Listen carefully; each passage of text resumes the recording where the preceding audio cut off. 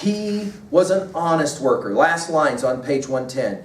Good and true, living in peace and perfect charity, and as the gospel bade him, so did he, loving God best with all his heart and mind, and then his neighbor as himself. Repined at no misfortune, that is to say, he was never sad if things went bad. Slacked for no content, for steadily about his work he went, to thrash his corn, to dig or to manure or make a ditch, and he would help the poor for love of Christ, and never take a penny if he could help it. And as prompt as any, he paid his tithes in full when they were due on what he owed, and on his earnings too. He wore a tabared smock and rode a mare. Now let's pause for a moment and just point out that this plowman, all right, this plowman is a brother of the good parson, and he is very similar, cut out of the same cloth. He is what we would say a good guy. Number two about him, and let's write this down, this is crucial. He has the lowest, worst imaginable job, and yet he does it to the very best of his ability. Let's write this down at 2a. I think Chaucer would approve of this as a message. What he's going to say is, all work, I would write it down this way, all work is respectable work if it's done well. No matter what job you have, Booker T. Washington, the great emancipated slave, who would then go on to write his classic book, I'm making a 3A observation here, Up from Slavery, who went on to form Tuskegee Institute, one of the greatest Americans who ever lived, said it this way: whatever job you do it as if it's the most important job in your life, even if it's sweeping a floor. And of course, in Up From Slavery, he tells a famous story. He needed food. He had nothing. And he walked in and he said, I got to have something to eat. So can I do anything? And the guy said, sweep the floor. And he said, I can sweep the floor. And the guy leaves. And Booker T. Washington, we're told, sweeps the floor and then looks at it and says, I think I can do it better. And so he sweeps the floor a second time and he looks at it and he says, I think I can do it even better than that. And so he does it one more time before the guy comes back. The guy walks in and he is blown away by how well cleaned the floor is. And he said, would you like a job? And Washington says, I would like a job. Whoa, what an important truth. And here we can make this extrapolation from our plowman. Whatever job you have to do, if somebody makes fun of it. A student of mine once said, I had to go get a job, so I got a job at the Big Mac. My pals all came in one evening on the first night. They walk up to me. I'm dressed in my outfit because they make me dress in my outfit. They all start laughing at me, making fun of me. I felt dumb. I felt stupid. I quit the job. What a stupid thing to do. But a lot of my seniors will say, I've been there, done that. I'm working some lowly job and somebody walks up and makes fun of me and I feel bad. The plowman would say, feel bad? Why? Dude, I shovel poop.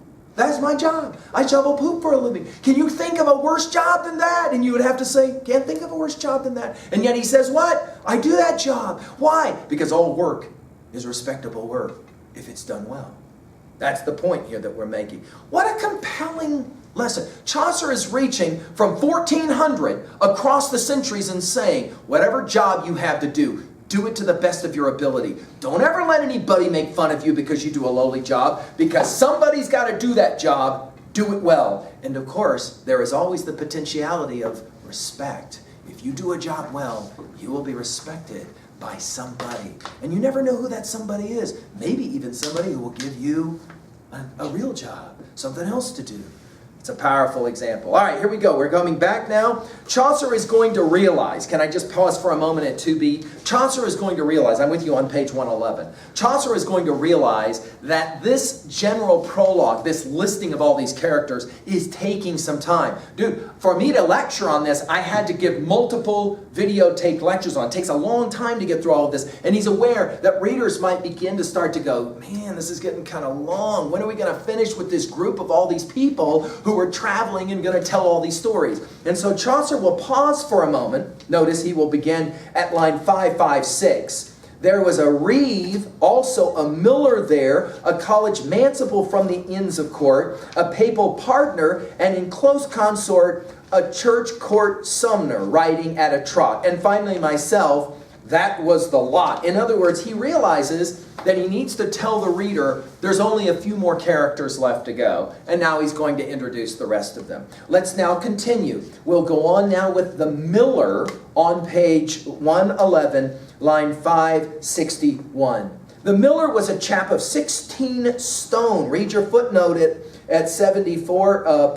That's 224 pounds, because a stone is 14 pounds. So this miller is a huge guy, a great stout fellow in brawn and bone. He did well out of them, for he could go and win the ram at any wrestling show. Broad, knotty, and short-shouldered, he would boast he could heave any door off hinge and post, or take a run and break it with his head. So in other words, let's point out our miller is going to be a comic fellow, all right? A comic fellow. He will be this big, strong guy who loves to go to the bar, get a few beers in him, and then say, I think for a few dollars of a bet, I can run through that door and knock it down with my head. Any takers? Now, you might jot down at 3B what we sometimes call the life of the party. You maybe are familiar. Can you jot down at 3B maybe somebody like this for you, who is somebody who enjoys life, is kind of like the enjoyable person to be around, maybe kind of big and loves to laugh and loves to eat and have a good time, does crazy things, maybe, for example, will take dares. People say, I dare you to try this, and they're willing to try that. What we sometimes will call a vivacious person, a person full of life. Let's keep reading, right?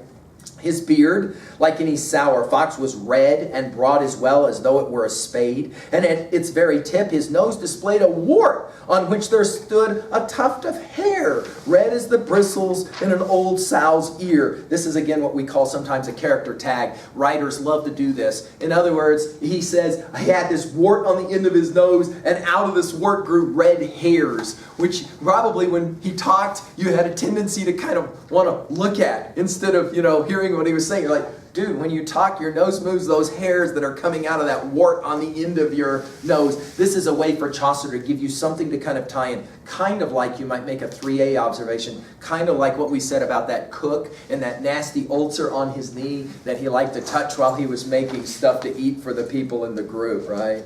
We'll continue. His nostrils were as black as they were wide. He had a sword and buckler at his side. His mighty mouth was like a furnace door. Notice that's an interesting simile, isn't it? At 2B, let's point it out. A simile, a comparison of like or as. His mighty mouth, he has this huge mouth, was like, he says, a furnace door. In other words, when he opens it, it's a two-part dance. It can either be that he has really rank breath, like, whoa, he kind of knocks you over. Or when he opens his mouth and he talks, he uses foul language that kind of comes out of there like a fire. Either way it works, right? A wrangler and a buffoon. He had a store of tavern stories, filthy in the main. He was a master hand at stealing grain. He felt it with his thumb, and thus he knew its quality, and took 3 times his due. In other words, he's going to play the game of cheating a little bit when he's doling out grain and that kind of thing. A thumb of gold by God to gauge an oat. He wore a hood of blue and a white coat. He liked to play his bagpipes up and down, and that was how he brought us out of town. So let's pause for a moment and make a quick observation. We have here in this guy, we have the life of the party. We're going to ask, what kind of story will the miller tell in the miller's tale? And that, of course, is going to be one more reason we want to hear from him. Finally, let's write this down at level 1. Chaucer will tell us, it's a great little touch, that as they were leaving London to go on their journey out to Canterbury for their holy pilgrimage, that the miller will play his bagpipes as they go, to kind of entertain them and to make everyone know we are a group together, traveling together. I'm on page 112 now, and we're working with the manciple. The manciple. The manciple came from the inner temple. All caterers might follow his example in buying victuals. He was never rash, whether he bought on credit or paid cash. Now, we might think of this as if, for example, you're going to have a party and you need to have somebody bring in some food for you, that kind of thing. Okay, that's kind of what our manciple does. He used to watch the market most precisely and go in first, so he did quite nicely. Now, isn't it a marvel to God's grace that an illiterate fellow can outpace the wisdom of a heap of learned men? Let's just pause for a second and point out, the manciple doesn't have an education, but he's able to outsmart people with an education. This is the distinction we sometimes make today of the difference between being book smart and street smart. Are you familiar with this distinction? This distinction. You can be really intelligent in terms of book smart, but not always so intelligent on the street. In other words, you got lots of knowledge up there in that head of yours, but you don't know how to use it in the street. And our manciple here doesn't have it. Notice it is a question, but it's a rhetorical question that Chaucer asks. Isn't it amazing, or isn't it a marvel of God's grace? An illiterate fellow can outpace the wisdom of a heap of learned men. I'm at line 594. His masters, he had more than 30 then, all versed in the abstrusest legal knowledge, could have produced a dozen from their college fit to be stewards in land and rents and gain to any peer in England you could name, and show him how to live on what he had, debt-free, unless of course the peer were mad, or be as frugal as he might desire, and they were fit to help about the shrier in any legal case there was to try. And yet this manciple could wipe their eye. Let's just point out, in other words, even though he doesn't have a formal education, he is very smart. He knows how to work the market. In other words, he's learned things through the school of life. Can we say it that way? He's learned things through the school of life. Often, let's just point out this observation, often this is the argument of why in high school you need to get a job. Getting a job isn't so much about making money, although that's part of it. Back to our earlier comment about working at the Big Mac. It isn't just about making money, it's about learning how to work in real life settings, right?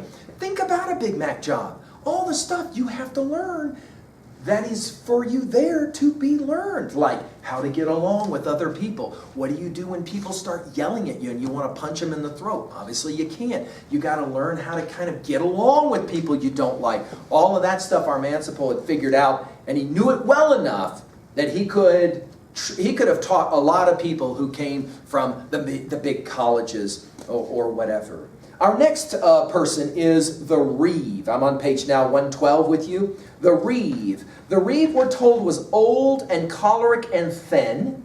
His beard was shaven closely to the skin. His shorn hair came abruptly to a stop above his ears, and he was docked on top, just like a priest in front. His legs were lean, like sticks they were. No calf was to be seen. He kept his bends and garters very trim. No auditor could gain a point on him, and he could judge by watching drought and rain the yield he might expect from seed and grain. His master's sheep, his animals and hens, pigs, horses, dairies, stores, and cattle pens were wholly trusted to his government. And he was under contract to present the accounts right from his master's early years. Let's pause at line 620 and say, the Reeve is what today we would call a manager. A manager. So for example, you go to the Big Mac and you get a job. You don't go to get the job usually from the owner, correct? You talk to middle management. In other words, somebody that you're responsible to who is responsible to somebody above them. And we're told this Reeve, notice the descriptions, he's thin, he's got a quick eye, he's hard working, and he's always out to see if you're doing your job, and if you're not doing your job, you will get jacked. One or two of my seniors have said, reminds me a lot of one or two bosses I had to work for who were managers. Of course, if you'll think about it, there's a reason why often managers can be so hardcore. They hire you. They hire you, right, at the Big Mac or whatever. And they finally, after all their work, get a night off, and there they are at home, and all of a sudden they get a phone call from the place, and the person says, hey, where's that person you hired?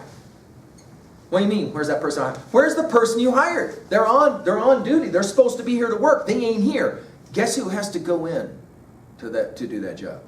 The manager does. The manager does, right? And so it makes sense that manager, when that manager hires you, would demand of you a certain kind of job performance, because if you don't do it, the manager's the one who's held responsible. Notice line 620. No one had ever caught him in arrears, no bailiff, serf, or herdsman dared to kick. He knew their dodges, knew their every trick. In other words, he's kind of a wicked fighter. He gets his way no matter what. Feared like the plague he was by those beneath. Now that sounds very much like often the way students who are workers for a manager feel. So they're like trying to, maybe not do as hard a job or work as hard, and all of a sudden the manager comes around the corner and then they go like, oh, that kind of thing. That's exactly what we're talking about here.